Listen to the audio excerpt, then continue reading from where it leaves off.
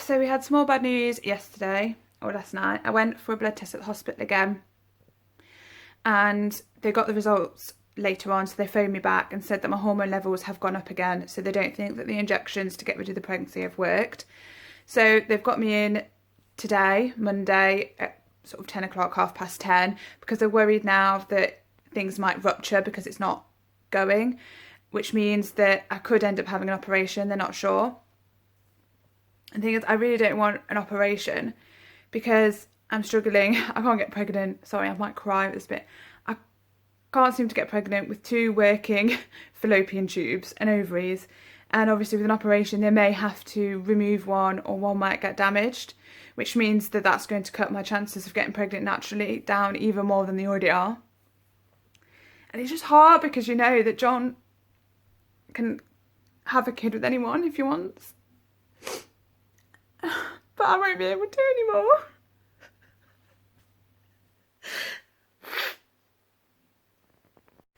So I'm going to find out today if they're going to do an operation, but it's looking quite likely from what the woman was saying last night, but I need to speak to this consultant. But it was looking like I was going to have to go today by myself, which is great. Find out whether I'm going to get parts of my body removed or whatever by myself. Can't wait. Because my parents are still in Canada, so they don't even know any of this ectopic pregnancy or anything's been happening because they've got no signal on their phones and no contact number to get in contact with them to tell them. So they don't know. They're supposed to be flying back, I think, today. My sister's at work, John's at work, and he's trying to get out of doing interviews or something to come, but I don't think he's been successful. Luckily, my friend, bless her, and this is what I mean. I know people always go on about family and how important they are, but from my point of view, my friends have always been there for me when my family haven't been. And this is one of those examples. And she's on maternity leave and got a little boy, but she's coming to pick me up, bless her, and take me to hospital with a little boy, so that I'm not on my own. So that's really good of her. Good friend. And believe it or not, I actually work. So I feel like I've hardly been in work. I think I've probably done maybe one full week since the beginning of May. And I only work part-time and the hospital still can't seem to fit anything around my shifts. It's just flipping ridiculous. And then obviously sometimes when I had the egg collection and then things put back in, you need a couple of days off because obviously it's painful and things. And last week, despite the injections, I had the injections on Monday on my day off, still went in Tuesday, Wednesday, Thursday. Cried pretty much all day on the Friday, so didn't go in. Because I also had some like stomach cramps and things and was feeling sick or whatever. So then it was a weekend and I wasn't in at the weekend. But then today I'm supposed to be at work, but I'm not going to be going in because I've got to go to the hospital and I don't even know what they're going to say. So luckily work have been really good and they're just like, don't worry about it, you know, have it off, just, you know, do what you need to do and just forget about this. But it's like, yeah, but am I getting paid for all this? Because obviously you only get a certain amount of sick pay. I've had a serious amount of time off. Yes, it's only a day or two here, there or whatever, but it's been quite a few months now since I've been having it off. And obviously then that's an extra worry because you're worried about money stretching far enough, you know, with your bills and everything else. Because, you know, me and John own a house and we have a car and John's got a good job, but he's not got endless amounts of money by himself. That's the whole point of why I work. You know, if he did, then I wouldn't bother being at work, but I need to be. So it's another stress. So it looks like I'm going to try and go in, depending on what happens, on Friday instead of today and have today as a day off to I guess to try and help. And I kind of want to be at work as well because it distracts you and it's more normality, and I feel like nothing in my life right now is normal. Everyone else, John, my sister, all my friends get to have a normal life and do all the normal things. It's just me that's having to go to the hospital, me that's getting the injections, me that's going to have the operation. And it's really hard because you just feel really lonely and like, because no one else is doing it, it's just you. We are back from the hospital. My appointment was between 10 and 10:30. We got in about 11 o'clock. And the appointment itself was like 2 seconds. So I saw like a doctor. Well, I think it was a surgeon because he was in scrubs and everything, but whatever. And he like gave me sort of 3 options. And he clearly thought surgery was the best option. But one of the options was to do nothing, which clearly is not an option because obviously it could rupture one of my tubes, or I guess you could probably get infections and stuff like that. And basically I just feel like doing nothing isn't going to help anything and could do further damage, you know, further along the line. And then the other two options was, I said, surgery, and the other one was to have another round of injections that I had previously to see if these ones work better. So I've gone for that option because I feel like that is going to be less chance of me getting my tube damaged, or my ovary damaged or whatever. And for the future wear, so operation, it's pretty much guaranteed that my tube is going to be at least damaged, if not taken out, is the way it seems to me, is the way they're explaining it. So I'm going to try the injection again, and hopefully it'll work this time. I've got everything crossed, but knowing my luck, it won't, and I'll still have to have the operation. So part of me is like, am I just delaying the inevitable and I'm going to have the operation? But then I feel like I want to do everything I can to try and protect my fertility and protect my chances of getting pregnant, because as I said before, on paper it doesn't look like me or John should have a problem with getting pregnant. But obviously if we've struggled all this time and the only time we've got pregnant is with IVF, like, yeah, maybe it will happen randomly at some point naturally, but that's not guaranteed. But I feel like I want to put those options as high as possible, and by taking one of my tubes out, or my ovary or whatever, then that is halving that. And considering we've had a problem already with the 2 tubes, like I said earlier in the video, then it's seriously going to decrease the 1 tube, isn't it, with 1 tube? So I can tell I'm getting really annoyed. I said to the doctor, I said, well, I'd rather have the injections instead and give it a chance, because I said, because basically the option that you're, like, you seem to be preferring is the surgery, so you're taking away my chance, half of my chance of having a child naturally. And he sort of looked at me and then sort of looked down a bit, and I was like, yeah, like, sometimes you just feel like you just sort of another problem to solve, and they don't really think about how that's going to affect your life in the future and how you're going to feel about it. And when I first went there to the hospital, they asked me about my if I had mental health problems and stuff, and I suggested to them I had depression, anxiety. They wrote it down on a sheet of paper. Not one person has suggested at that hospital someone come and speak to me about it or anything like that, or how I'm dealing with it emotionally. It's all like, do you feel sick? Have you had any bleeding? Have you had all this? I don't know why I'm surprised. I've had mental health problems for 20 years and I've never had any support from the hospital when I've had things before. But you know, you hope that in the future things will change, but clearly not, because not one of them are bothered about it. So that makes it a bit harder as well. And also Nurture tried to phone me today, but I was like, I'm at the hospital, and I'm like, oh, okay, we'll phone you tomorrow, because they're the fertility clinic and they are still trying to keep in touch with me and seeing how I'm getting on and things like that. Trying to, I guess, offer some support and things a bit as well, which I guess is quite good that they're doing that and trying to do it. So they have been in contact with me regularly, and so they're probably going to phone me again tomorrow. But I do have to go to the hospital again tomorrow, because I live there, to get the actual injections.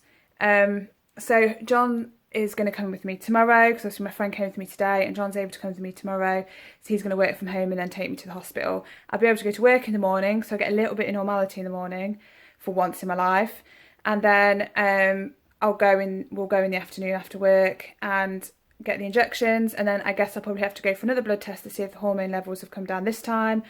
I'm guessing on Friday, but we'll see what happens. But basically the chances of having the operation are still quite high. This is sort of my last ditch attempt to try and hold on to as much of my fertility as possible, but it's probably not going to work out, but I'm giving it a shot. Hi everyone, today is the 25th of June, so I last spoke to you yesterday on the 24th.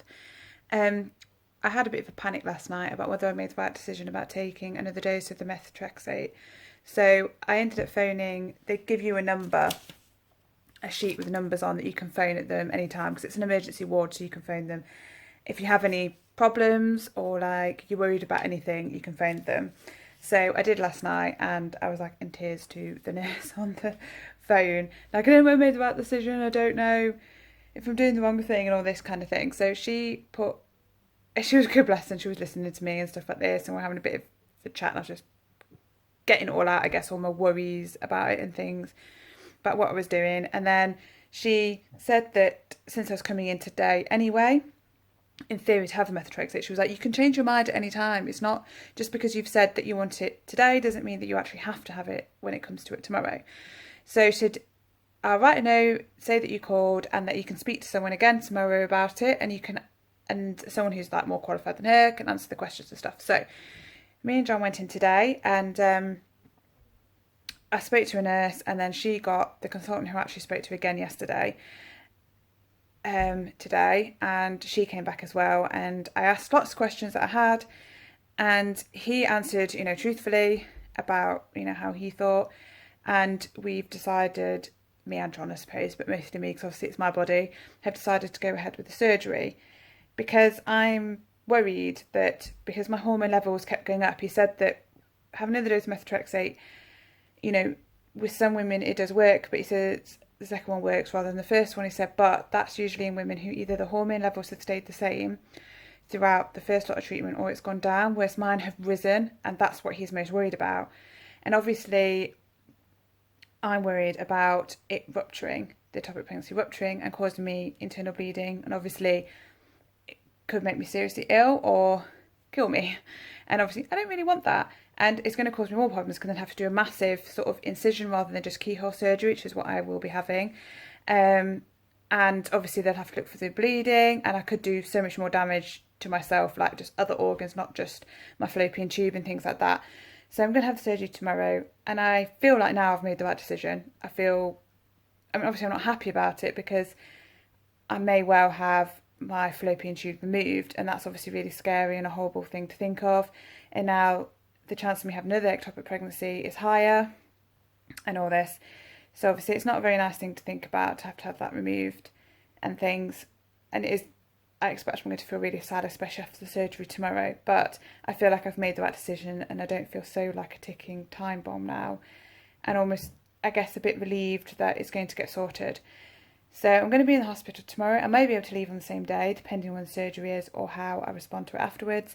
But I may be overnight. But it looks like if I am overnight, it's only going to be one night. So that's okay, because I don't really want to be in hospital at all for one night, let alone any more than that. And then it's going to be a lot of resting and things. But the good thing is as well, we're going away in a couple of weeks, only to like Stratford-upon-Avon. But they've told me that, the doctor told me that that'll be okay to go, and it's just about how comfortable you feel. So obviously if you feel uncomfortable, to rest and things like that, but you'll be okay with going, you know, you're not going to do any serious damage, having a bit of a wander around and stuff like that. So that's good as well. So that's kind of relieved my mind a bit. But obviously I think tomorrow morning I'm going to be quite nervous and scared because I've basically gone almost 33 years without having any surgery, any general anaesthetic, and then I've had 2 surgeries in 2 months. It's just crazy. So we're in the hospital. Again for like the 3rd or 4th day in a row. 4th day in a row, and we're getting ready for surgery, or I'm getting ready for surgery. Look at these. Don't I look sexy? Oh God. It's scary, and I've got one of these on each wrist, so clearly they are worried about losing me at some point. But yeah, so we're still just waiting because there's 3 of us apparently going in for similar surgery, but mine apparently is going to take the longest or something. So I'm probably going in 3rd. Hello everyone, excuse my no makeup face, and it's very hot today. But today is the 29th of June. And I had the surgery the 26th of June. It actually turned out, I guess happily, that I didn't have an ectopic pregnancy. They couldn't see anything in my tubes, which means, thank goodness, I have both my fallopian tubes and my ovaries and everything inside is still intact. So I could not be happier about that, because I was, well, as you saw previously, that I was really scared and worried about that. I said the surgery went okay. It was keyhole, so my belly button. I didn't realise I was that sort of, not obsessed, but sort of liked my belly button so much until they've done the surgery and they've gone like through my belly button or next to it. And there's another bit further down, but that's like really small. And then my belly button looks like horrendous. So I'm hoping it's going to heal okay.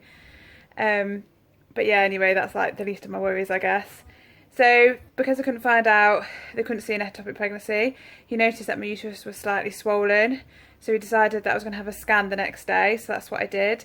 And they found that there actually is something in my uterus now. So my first thought with John was, have we killed our baby? because they've told us to take this methotrexate or whatever. The surgeon obviously said we're going to do a review to have a look, but he says I think we have done everything we're supposed to do, but obviously we're going to check that we haven't said that you should take methotrexate or whatever, and it turns out that actually you've got a healthy pregnancy. He thinks that it wasn't growing anyway, and it wasn't a viable pregnancy, should I say, because obviously there was 2 scans by 2 different places, the fertility clinic and the hospital, that had a look about a week apart that couldn't see anything in the uterus. So it's not like it's both the hospital or both the same person who did the scan or anything like that. So they couldn't see anything, and obviously they waited a week after the first scan before they did the second scan, still couldn't see anything. And the woman who scanned me this time said it looked like the baby was about 6 weeks old, 6 weeks along, and that is like 1 week less than it should be, but it obviously has still been growing because they can see it. So I don't really know how we really feel about that, because at the same time there's still no baby, so we still feel like a loss. But now I'm bleeding because I've basically got to miscarry the baby. So as if I haven't been through enough, I've now got to miscarry this baby that they told me wasn't there, but is now there. So yeah, as you can imagine, things aren't great. I've got period pains as well as the pain from the operation. I'm pretty useless. John, bless him, has been washing my hair in the morning to make me feel a little bit more human. And I'm just on painkillers, rotating cocodamol and ibuprofen all the time, because that's what the hospital recommended me to take. I've got to go back in on Thursday for another blood test, and I guess they'll have a look at how everything's healing and how we're feeling and stuff. But yeah, it looks like, I say it looks like because as you can see from everything that's happened previously, it's probably not the case, but it looks like that things are coming out because obviously I'm bleeding. The bleeding is not horrendous at the moment, but I don't know if it's going to get worse, and the hospital don't know how long it's going to last. So that's where we're at the moment. And then to top it all off, I got paid yesterday, and the pay is awful because I've been off sick. And we're supposed to be going on holiday. Like, we're going away for a few days in a couple of weeks, which hopefully I'm going to be well enough for. And we've got a holiday next month because we just needed a break, so we booked it. But now I've got seriously reduced pay, and next month isn't going to be any better because I've got 2 weeks off work now to recover from this operation. So that's not great. So that's like an extra stress on top of everything else that I don't need.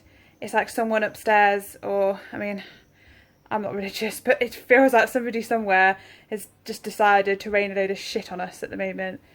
So as you can imagine, I'm finding it hard. My mental health is struggling, and I think it's going to struggle more this week because John's going to have to go back to work for at least some of the time. So I'm going to be on my own a lot, and obviously struggling to do simple things. It's going to really frustrate me. It's frustrating me already, but John's here to do some of those things. But it was like earlier the doorbell rang and I couldn't go and answer it because it was so painful to sit up. So it just kind of happened, and I'm just like, for God's sake. And like the other night, next door had their fence set on fire and I couldn't see what was going on. I was just stuck in bed like, John, what's happening? What's going on? I don't know. And there's fire engines outside and stuff. And I'm like, oh my God, do I need to get up? Like, this could be interesting. And things like that. So it's really, really frustrating. Next door were fine, by the way. That's, it was just their fence, but obviously it was quite scary for them. But they're okay. So yeah, so I'm not in a good place at the moment, to be honest. It's just all a bit of shit. I'm just going to say it as it is. It's just shit. Hope you're not squeamish. If you are, look away now. But this is my stomach, so that's my belly button. I had a lovely, nice, innie belly button.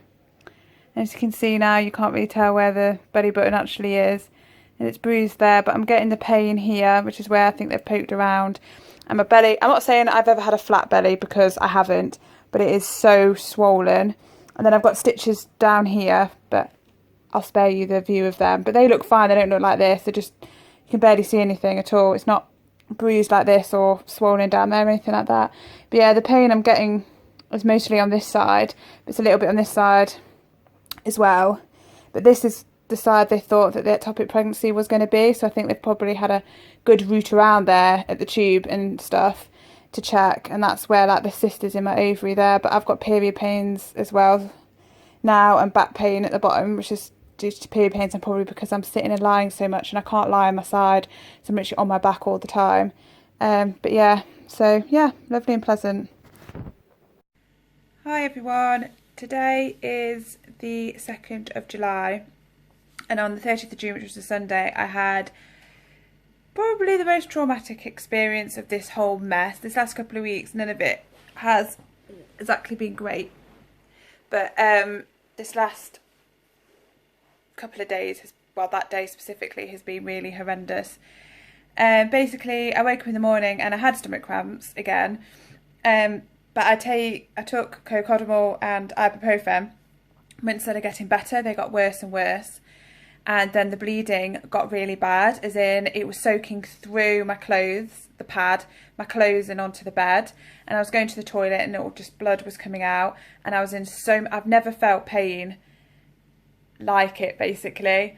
I was in a lot of pain. And John phoned the hospital, the ward, because they'd given us the numbers and said, if you start bleeding stuff. So they said, she needs to come in, I need to come into the hospital, to their ward. So John tried to get me ready. I was literally sobbing, partly because I was scared, but also because I was just in so much pain. And he was trying to get my clothes on and things. I couldn't do it. I couldn't bend. I couldn't move. There was not much gap between each of the cramps, I guess. And then I managed to get downstairs, felt really sick and dizzy, so ended up sitting on the bottom step, and then was called he ended up phoning the hospital again. And he said, I can't get her out the door because she's feeling so ill. They said, phone an ambulance. So he's phoned the emergency services. They're trying to tell him what to do with me. They're like, lie on her side. I'm like, I can't lie on my side because of my operation. I just couldn't lie on it. It was painful there. I ended up throwing up in a bowl in the hallway and just in sobs, tears. Then I needed the toilet again, and when I was going to the toilet, it was just blood coming out. It wasn't like I needed a wee or anything. It was just blood coming out, and I felt like the sac come out. And after that came out, things started easing. It was still painful, but there were bigger gaps between each of my cramps. So I guess it was sort of a kind of a very mini labour, I guess. But I didn't get a baby at the end of it, obviously. So I ended up we cancelled the ambulance because it was over half an hour after we called, and it wasn't here yet. And I was just soaking through these pads and clothes and stuff, and I kept having to change my pads, trying to get up the stairs and all this pain and everything. So I ended up at the hospital, and they could see I was in quite a lot of pain. So they gave me more painkillers like codeine, ibuprofen, and then paracetamol as well. Gave me a prescription of it, and that eased it a bit more. And then they had to give me they took my blood pressure and my temperature, and then they wanted to do some swabs down there, but I think it was just one too many things, and he literally put the speculum in, and I just burst into I literally just started howling, crying. I was just so distressed and just so I don't know, it honestly, it was awful. I must have just terrified John the whole time because I was in such a state. He'd never seen me. I'm not a big crier. The only time I ever cry really is when I have depression, and then it's just tears that come down. I don't cry like that. I don't cry when I'm in pain. I don't cry at films and TV programmes. I'm not a big crier. So to see me in such a state and in so much pain, for someone I'm never ill, I don't get ill, normally, and things, that I think it must have been distressing and worrying for him, oh my God, what do I do? And I need to get to hospital, but I can't. She's, curled up in the hall. I don't know what I'm doing. And and clearly I was not well. So yeah, I felt a bit better after that. I had to do a urine sample, which was basically just a pot of blood, not really any urine, I don't think. And yeah, and he said, do you want to stay in? And I was like, well, no, I want to go home. I don't want to stay in the hospital again. And he was like, well, I don't mind you going home, he said, because you're giving me these painkillers and you look better than you did when you first came in and all this sort of thing. So yeah, I ended up going home after that. But even with all these painkillers now, today, a couple of days later, I can still feel, I'm still getting stomach cramps. The bleeding has subsided loads, so it's more like a normal period flow. And I spoke to one of my friends who's had a miscarriage herself, and it wasn't like that at all for her. She was like, obviously it wasn't pleasant because no miscarriage is pleasant. However, and I'm guessing the further on you are, the worse it is, more distressing it is. But obviously, she said she didn't have that amount of pain. She said she had a little bit more intense, sort of a bit of stomach cramps as things passed, and then that was it. It was over. But it was just not the way it was with me at all. She wasn't sick. She didn't have all the pain that I did with the painkillers and stuff. So, clearly it's different for different women. And I do normally get bad period pains, and that's the thing. I usually take ibuprofen, and they sort of, when they're really bad, I can still sometimes feel it, but I'm still walking around and, nothing horrendous, and I'm used to that kind of pain. But it was a lot. I've never experienced anything like it. So I don't know. He said that sometimes people do feel a lot of pain with it and some people don't. But yeah, it was terrifying as well. It was just a horrendous experience, if I'm honest. And he's like, I think the worst is over now because it sounds like you've passed the sack. And I've still got, as I said, quite a lot of period pains. It's 2 days later and I'm dosed up with all the painkillers still, the codeine, which has helped a lot with my operation. I can barely feel where I've had the operation now when I've got the codeine and stuff. Sorry, my hand's shaking because I'm holding it up here. With the codeine and stuff, I can barely feel my operational scars and stuff. They're a lot better. I think they're healing really well.